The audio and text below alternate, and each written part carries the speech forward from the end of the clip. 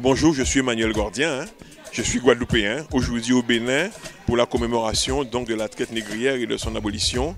Je vous invite à suivre mon histoire qui j'espère va vous satisfaire, va vous plaire. Vous êtes sur grand public.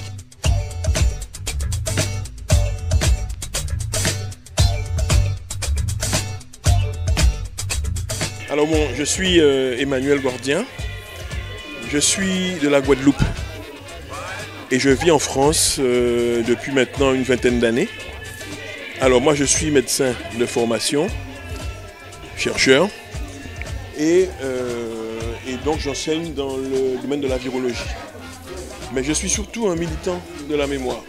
Il y a une chose que notre père nous a toujours raconté quand on était petit, c'est qu'il connaissait ses aïeux et en particulier il connaissait les deux derniers fils de l'Africain qui a été déporté à la Guadeloupe. Et il nous a toujours dit que nous avions des ascendances africaines et que le premier s'appelait Georges Dibouriki. Et ça berce toute mon enfance. Voilà. En Guadeloupe, l'île où il a grandi, Emmanuel Gordien œuvre à la préservation de la mémoire de l'esclavage. Dans cette ancienne colonie française des Amériques, il cherche à mieux connaître l'identité et la vie de son aïeul, Georges Boïki. Au départ, mon questionnement était comment aller en Afrique subsaharienne. Et moi, je ne voulais pas aller au Club Med, je ne voulais pas aller à l'hôtel, je ne connaissais personne. Et au fond, comme j'avais commencé un travail de recherche sur la généalogie, sur les origines des Antillais, en discutant avec des amis, on s'est dit, mais il y a une question qui est importante. C'était qu'est-ce qu'il y avait dans la tête de ce Georges Bouriki, c'était son nom, le premier, quand on l'a mis dans le bateau pour le déporter dans le Nouveau Monde. Et moi, je me suis dit, il a dû se dire que jamais il ne verrait ce pays encore. Et là, l'idée qu'on a eue avec mon association, c'était d'amener Georges Bouriki dans son pays d'origine. Et là, j'ai fait une rencontre extraordinaire avec M. Guézo, Serge Guézo, le prince Guézo. Et ce prince Guézo nous a dit, il faut que tu viennes au Bénin. Tu peux trouver des choses au Bénin. Et j'ai écouté Serge Guézo.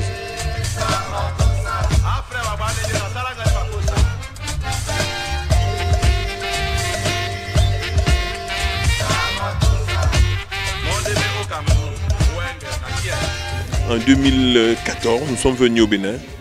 Nous avons rencontré des rois du Bénin. Nous avons rencontré des têtes couronnées. Nous avons rencontré des dignitaires du Bénin. Et on leur a dit notre projet qui était de faire un monument avec les noms des esclaves qu'on connaissait de la Guadeloupe et de la Martinique qui étaient nés en Afrique.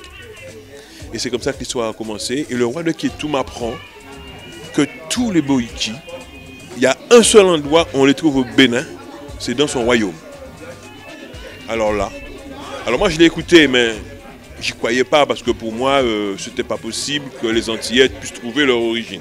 2 années après, il y a un de mes amis qui connaît mon travail sur la généalogie et qui me dit il veut faire un documentaire sur mon histoire généalogique.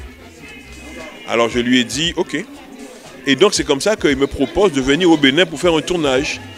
Mais il ne m'a pas dit qu'il avait vu M. Guézo et qu'ils avaient organisé une visite dans le village des Boïki à Zion. Et c'est comme ça que je suis venu l'année dernière, en 2016, au Bénin. Et c'est comme ça qu'on a rencontré la famille Boïki. Et c'est comme ça qu'on a vu qu'on était parents. Il y a une cérémonie vaudou familiale. On a interrogé les oracles. Alors, 3 fois, ils ont dit que je suis le fils du pays qui est revenu. Et c'est comme ça que l'histoire a commencé. Et c'est comme ça que depuis ce moment-là, je sais précisément d'où vient le premier d'entre nous qu'on a déporté qui est à la Guadeloupe.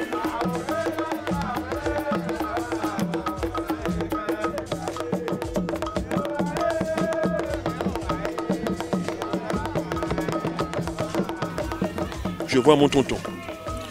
Je vois ses pieds, c'est les mêmes pieds que moi. C'est les pieds de ma fille. Je vois une fille, c'est ma cousine. Je dis, mais attends, je rêve. Et en fait, on a parlé avec eux après.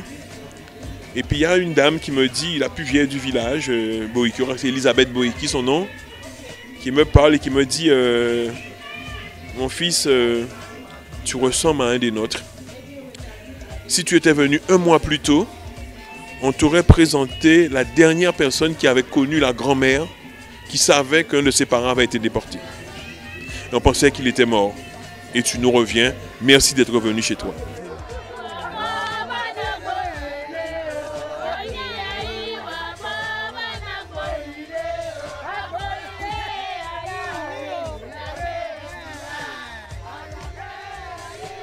C'est comme si j'avais réglé un problème.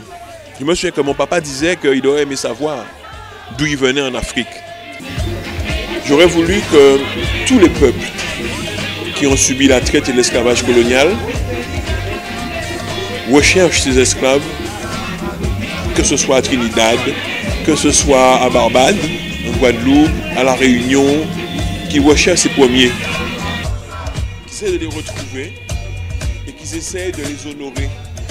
Mais il faut que dans tous ces pays-là, il y ait une journée, au moins une, où ils honorent ses parents. C'est un élément d'unité fondamentale qu'ils doivent soigner.